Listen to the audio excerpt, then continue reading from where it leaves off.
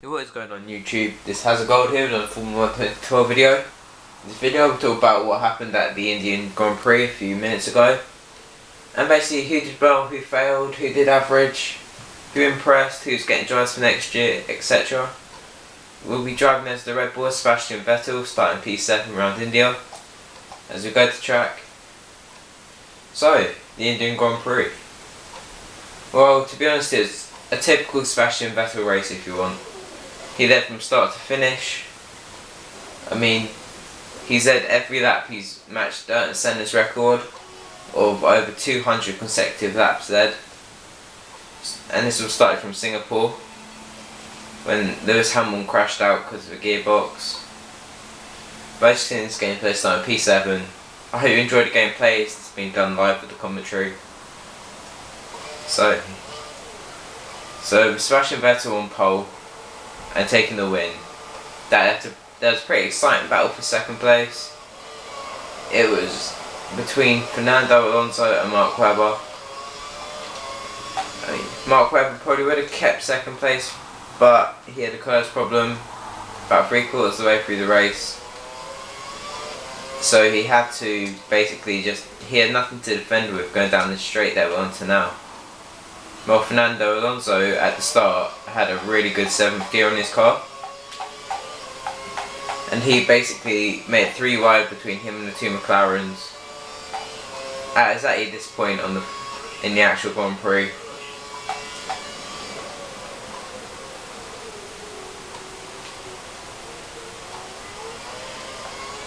So Fernando Alonso, I believe he personally had one of the best drives of the day,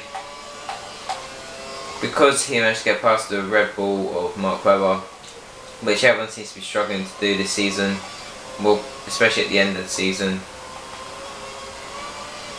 So he also did very well at Sebastian Vettel, but I prefer Fernando Alonso as his was much more action packed, much more interesting to watch, etc.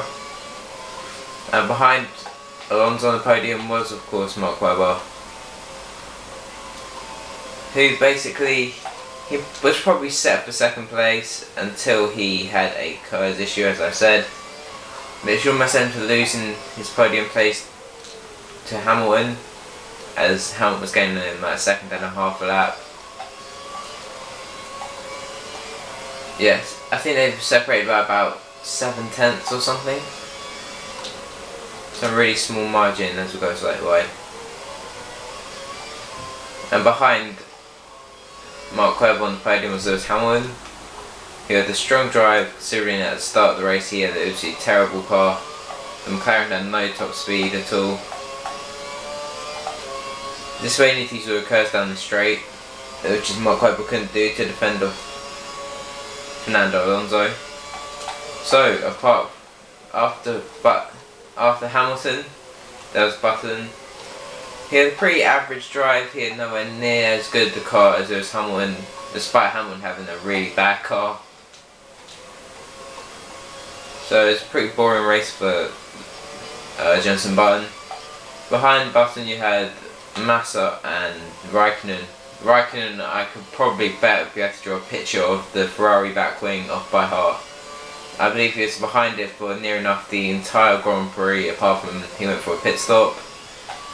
So he's probably spent about 57 laps or so stuck behind the Ferrari front wing, which I doubt he enjoyed, but it just showed that the Lotus had no pace in the straight line. It was also a good drive for Felipe Massa. I predicted he'd come on the podium, but I was clearly quite wrong on that. Okay, so there were the top 6 and the main interesting people to watch in the Grand Prix. You also had incidents between Michael Schumacher and Jean-Eric Vergne. Jean-Eric Vergne created a puncher, so you get past that. Jean-Eric Vergne gave Michael Schumacher a puncher on the first corner, which sort of ruined his race. And Sergio Perez also got a puncher, due to the other also, Daniel Ricciardo I believe. And you also had another puncture between Pastor Maldonado and Kamui Kobayashi after, in my opinion, Kobayashi just turned into Maldonado and basically just gave him a puncture and caused him to finish 16th, I think. So anyway, the strongest drive though I'd have to give to Romain Grosjean, because he didn't have the most interesting race. He held off Button for a lot of it, but he managed to finish, I believe, P7 or P8, which is fairly good because when we started P12. That's where Heikki Kovalainen went off. So here's my pick of the race. He's quietly going forward. Disappointment of the race probably has to be Michael Schumacher, as he got into pretty good positions on the first few corners until he got a punch off, which sort of ruined his race. Yeah, and pretty much the most boring driver on track, I believe, was probably Paul di Resta. He moved up 4 places, which seems a lot, but he wasn't mentioned on TV at all. Bruno Senna also had a strong Grand Prix, and there were celebrations from the rain car to Cayenne, as he actually managed to finish his Grand Prix after doubts with his brakes and his teammate crashed out. So there's the results so far. There's a scroll down, you can see the rest. So this has been my review of the Indian Grand Prix. My predictions weren't that strong. I underestimated how good the Red Bulls would be at India, but hopefully they don't win the next race to keep the championship still alive and interesting. As you can see, my teammate finishing P20. So yeah, I hope you enjoyed it. This is my review of the Indian Grand Prix that occurred today. Please leave a like, comment, subscribe if you've enjoyed. It's been House of Gold, and I'm out here.